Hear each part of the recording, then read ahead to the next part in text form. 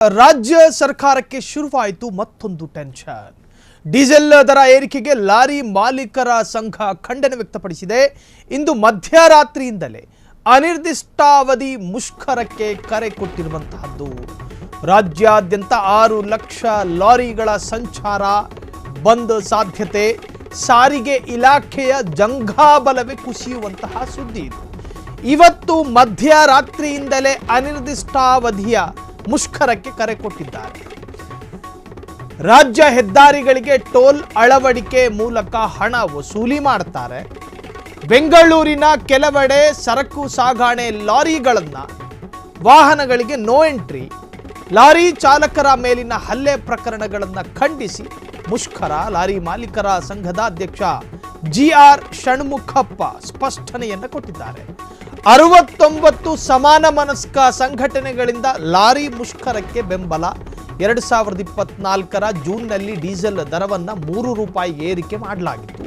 ಇದೀಗ ರಾಜ್ಯ ಸರ್ಕಾರ ಮತ್ತೆ 2 ರೂಗಳನ್ನು ಏರಿಕೆ ಮಾಡಿದೆ. ದರ ಏರಿಕೆ ಕೈ ಬಿಡುವವರೆಗೂ ಕೂಡ ಮುಷ್ಕರ ಕೈ ಬಿಡಲ್ಲ ಎಂದು ಆಕ್ರೋಶ. ಈ ಹಿಂದೆ BMRCL ಮೆಟ್ರೋ ದರವನ್ನು ಏರಿಕೆ ಮಾಡಿತ್ತು, ಅಂದರೆ ಪರಿಷ್ಕರಣೆ, ದರ ಬೆಲೆಯ ಪರಿಷ್ಕರಣೆಯನ್ನು ಮಾಡಿತ್ತು. ಆಗಲೂ ಕೂಡ ಪ್ರಯಾಣಿಕರು ಆಕ್ರೋಶವನ್ನು ವ್ಯಕ್ತಪಡಿಸಿದ್ರು.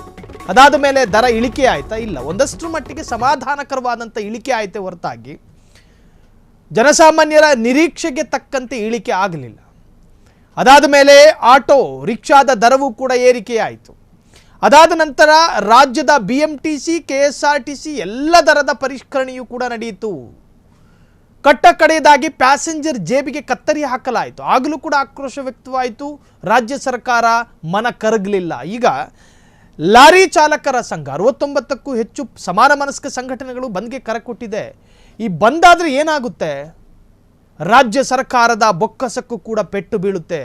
ಉದಾಹರಣೆ, ಕರಾವಳಿ ಭಾಗದ ಮೀನುಗಳು ಬೆಂಗಳೂರಿಗೆ ಬರಬೇಕು. ಬರೋದು ಹೆಂಗೆ?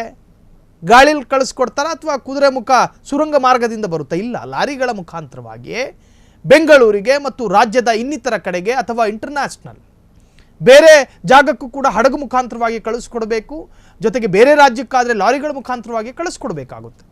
ರಾಜ್ಯದಲ್ಲಿ ಒಂದೇ ದಿವಸ ಲಾರಿಗಳ ಮುಷ್ಕರ ಆದರೆ ಯಾವ ಲಾರಿಗಳು ಕೂಡ ಸಂಚರಿಸೋದಿಲ್ಲ.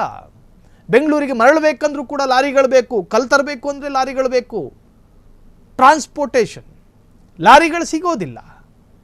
ಟೋಲ್ಗಳಿಗೆ ಹಣ ಸಂಗ್ರಹ ಆಗೋದಿಲ್ಲ. ಆ ದಿನದ ಟ್ಯಾಕ್ಸ್ ಕೂಡ ಕಟ್ಟೋದಿಲ್ಲ ಲಾರಿ ಮಾಲೀಕರು. ಗಾಡಿನೇ ಓಡಿಲ್ಲ ಅಂದರೆ ಟ್ಯಾಕ್ಸ್ ಯಾಕೆ ಕಟ್ತಾರೆ? ಸೊ ಆರ್ಥಿಕ ಹೊಡೆತಕ್ಕೆ ರಾಜ್ಯ ಸರ್ಕಾರ ತತ್ತರಿಸಬೇಕಾಗುತ್ತೆ. ಸರಿ, ಕೇಂದ್ರ ಸರ್ಕಾರವೇ ಇಂಧನದ ಬೆಲೆ ಏರಿಕೆ ಮತ್ತು ಇಳಿಕೆಯ ಅಧಿಕಾರ ಇರತಕ್ಕಂತಹದ್ದು ಕೇಂದ್ರ ಸರ್ಕಾರ.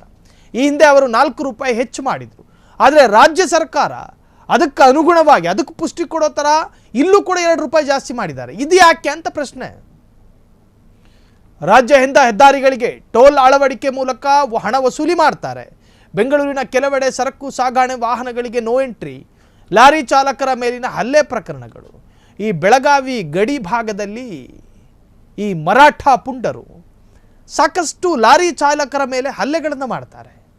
K19 ಕಂಡ್ರೆ ಸಾಕು, K21 ಕಂಡ್ರೆ ಸಾಕು, ಬೆಂಗಳೂರಿನ RTO ರಿಜಿಸ್ಟ್ರೇಷನ್ ಇದ್ದರೆ ಸಾಕು, ತಮಿಳುನಾಡಿಗೂ ಹೋಗಂಗಿಲ್ಲ, ಅಲ್ಲೂ ಹೊಡಿತಾರೆ.